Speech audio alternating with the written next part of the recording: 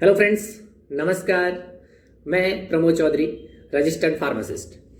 तो आज हम बात करेंगे एंटीबायोटिक्स के बारे में कि एंटीबायोटिक्स क्या होती है, एंटीबायोटिक्स कब कब दी जाती हैं, एंटीबायोटिक्स के क्या नुकसान हैं, क्या साइड इफ़ेक्ट्स हैं, इन सब चीज़ों की आज हम बात करेंगे। तो सबसे पहले बता दूं कि एंटीबायोटिक्स का मतलब होता है कि वे ड्रग जो आपकी बॉडी में बैक्टीरिया है जो डिजीज प्रोड्यूस कर रहे हैं, जो आपको बीमार कर रहे हैं, उन बैक्टीरिया की ग्रोथ को कम करना, उनकी संख्या को कम करना या फिर उन बैक्टीरिया को किल करना, ये एंटीबायोटिक्स का काम होता है। इसके अलावा कुछ एंटीबायोटिक्स फंगस की ग्रोथ को भी कम करती है, फंगस को भी किल करती है, यानी कि कुछ एंटीबायोटिक्स फंगस के अगेंस्ट भी काम करती है। बहुत कम एंटीबायोटिक्स ऐसी होती है जो फंगस के अगेंस्ट काम करती है। अब बात करते हैं कि एंटीबायोटिक्स कौन ले सकता है, कौन दे सकता है, कब बेच सकता है। तो एंटीबायोटिक्स जो है एक शेड्यूल ड्रग है, ये एक शेड्यूल मेडिसिन है। शेड्यूल मेडिसिन का मतलब होता है कि उस दवा को बेचने के लिए आपको कुछ कानून ध्यान रखने पड़ते हैं, कुछ नियम कायदे हैं उसको फॉलो करना पड़ता है। तो एंटीबायोटिक्स सारी ही जो है वो शेड्यूल H1 की ड्रग है। शेड्यूल H1 का मतलब होता है कि आप जब भी शेड्यूल H1 की दवाई देते हैं तो आपको उस पेशेंट के प्रिस्क्रिप्शन की एक फोटोकॉपी अपने पास रखनी पड़ती है, यानी कि उस मेडिकल स्टोर वाले को उस पर्ची की, जो डॉक्टर की पर्ची है जिसने एंटीबायोटिक्स लिखा है, जिस पेशेंट को लिखा है, उसकी पर्ची की फोटोकॉपी अपने पास रखनी पड़ेगी। जब भी ड्रग इंस्पेक्टर आपके पास आपके मेडिकल स्टोर पे इंस्पेक्शन के लिए आएगा, तब आपसे उस शेड्यूल H1 ड्रग्स की जो सेल हुई है, जो आपने दवाई दी है, उसके बारे में वो जानकारी मांगेंगे। तो ये तो हो गया कि एंटीबायोटिक्स शेड्यूल H1 की ड्रग्स है। अब है कि एंटीबायोटिक्स वैसे होती कौन कौन सी है। तो एंटीबायोटिक्स वैसे बहुत सारी होती है, लेकिन कॉमन एंटीबायोटिक्स जो मार्केट में बहुत सारी है, जो हमने देखी है, हमने ली है, हम उसको नाम से या उसकी फोटो से उसकी पहचान कर सकते हैं। इस तरह की एंटीबायोटिक्स हमने खूब सारी मार्केट में देखी होगी। तो जैसे सबसे पहले बात करें एमोक्सिसिलिन, जैसे आपने ऑगमेंटिन देखा होगा। ऑगमेंटिन एक ब्रांड है, एमोक्सिसिलिन एंटीबायोटिक होगी। एमोक्सिसिलिन है, एजिथ्रोमाइसिन है, सिप्रोफ्लॉक्सासिन है, इसके अलावा डॉक्सीसाइक्लिन है, इसके अलावा कुछ एंटीबायोटिक जैसे सिफुरॉक्सिम है, सिफोडॉक्सिम है, एमिकाशीन है। ये सारी ही जो एंटीबायोटिक्स है, इनको बेचने के लिए आपको कुछ नियम कायदे ध्यान में रखने पड़ते हैं। तो एंटीबायोटिक्स हमने अभी बात की कि बैक्टीरिया के अगेंस्ट काम करती है, ये बैक्टीरिया की ग्रोथ को कम करती है, उसको किल करती है।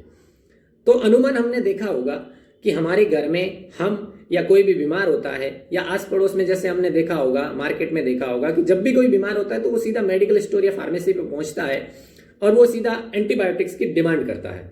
या फिर कुछ मेडिकल स्टोर वाले हैं जो सीधे एंटीबायोटिक्स पेशेंट को दे देते हैं। जैसे पेशेंट गया मेडिकल स्टोर के वाले के पास और उसने अपने सिम्टम्स बताए कि मेरे को सर्दी जुकाम है, मेरे खांसी हो रही है, मेरा गला खराब है, या वायरल कोई इन्फेक्शन है।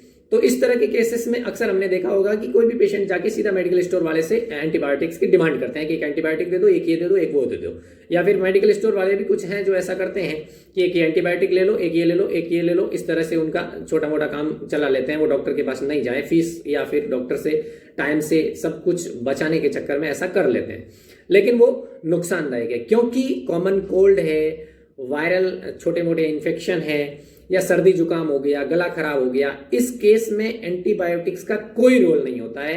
वायरल इन्फेक्शन के केस में, ये सर्दी जुकाम, कॉमन कोल्ड, कफ, ये सब वायरल इन्फेक्शन है, और वायरल इन्फेक्शन में एंटीबायोटिक्स का रोल 0% होता है, उसका कोई काम नहीं है।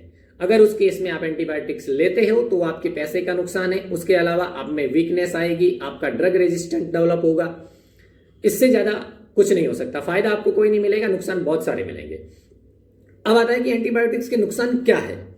वैसे अमूमन एलोपैथिक की हर मेडिसिन के कुछ न कुछ साइड इफेक्ट्स होते हैं, लेकिन मैं साइड इफेक्ट्स की बात नहीं कर रहा हूं। इसके अलावा बहुत बड़ा नुकसान है, और वो बहुत बड़ा नुकसान क्या है एंटीबायोटिक्स के साथ। जैसे हमने अमूमन देखा है कि आप जब भी डॉक्टर के पास जाते हैं, डॉक्टर आपको कुछ दवाइयां लिखते हैं, उसके साथ आपको कहा जाता है कि आपको कोर्स पूरा लेना है।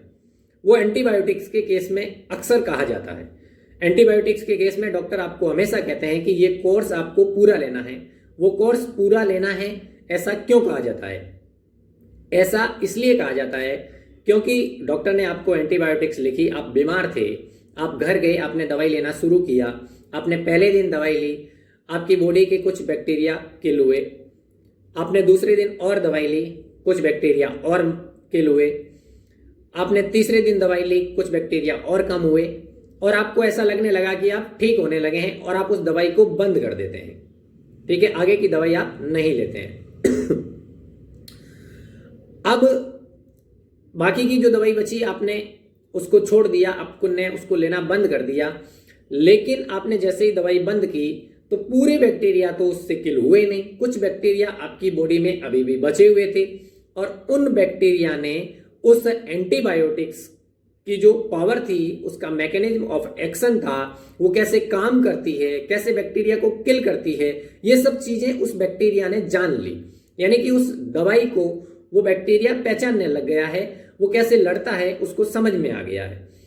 अब नेक्स्ट इन फ्यूचर जब भी आप बीमार होंगे, आप डॉक्टर के पास जाएंगे, डॉक्टर आपको वो एंटीबायोटिक्स लिखेगा, आप घर आएंगे, वो एंटीबायोटिक लेंगे, वो एंटीबायोटिक आप पे काम नहीं करेगी। वो एंटीबायोटिक आप पे काम क्यों नहीं करेगी? क्योंकि पिछली बार जब डॉक्टर ने आपको लिखा था तब आपने आधी दवाई ली और कुछ बैक्टीरिया अपने अंदर जिंदा रख लिए और वो जिंदा बैक्टीरिया उस एंटीबायोटिक्स को पहचानने लग गए, यानी कि उसके लड़ने की जो पावर थी उसको पहचानने लग गए। अब वो उस एंटीबायोटिक से नहीं मर रहे हैं, यानी कि उस ड्रग के लिए आपकी बॉडी ड्रग रेजिस्टेंट डेवलप कर चुकी है। वो एंटीबायोटिक आपकी बॉडी पे अब काम नहीं करेगी और ऐसे ही अगर आप फिर डॉक्टर के पास जाएंगे तो डॉक्टर को आपकी वो एंटीबायोटिक्स अब चेंज करनी पड़ेगी, क्योंकि वो एंटीबायोटिक अब आप पे काम नहीं कर रही है। इसी तरह आपने दूसरी एंटीबायोटिक ली, डॉक्टर ने दी, आपने लेना शुरू किया, कुछ दिन तक ली, बंद कर दी, तो अगर आप उसको बंद कर देंगे तो फिर से वही ड्रग रेजिस्टेंट डेवलप हो जाएगा और वो एंटीबायोटिक भी आप पे काम नहीं करेगी। इस तरह आपने 2 एंटीबायोटिक्स का नुकसान कर दिया। दुनिया में वैसे इतनी सारी एंटीबायोटिक्स है नहीं, कुछ एंटीबायोटिक्स ही है, कम ही है, और अगर आप ड्रग रेजिस्टेंट डेवलप करते रहेंगे तो धीरे धीरे सारी एंटीबायोटिक्स के खिलाफ आपकी बॉडी ड्रग रेजिस्टेंट डेवलप कर देगी और कोई भी एंटीबायोटिक अगर आपकी बॉडी पे काम नहीं करेगी, इसका मतलब ये हुआ कि आप जब बीमार होंगे तो ठीक होने की संभावना 0 हो जाएगी। इसलिए आपको ये सलाह दी जाती है कि आप एंटीबायोटिक्स का कोर्स हमेशा पूरा लें। तो ये एंटीबायोटिक्स के लिए कुछ जानकारियां थी जो मैंने आपके साथ साझा की है। वैसे मेरा ये जानकारी देने का मतलब ये नहीं है कि आप स्वयं से दवाइयां लें, सेल्फ मेडिकेशन करें, ऐसा कभी नहीं करें। बिना पर्ची के, बिना प्रिस्क्रिप्शन के कोई भी दवाई ना लें, खुद से कोई दवाई ना लें। ये जो मैंने वीडियो बनाया है ये सिर्फ जानकारी के लिए था, ये मेडिकल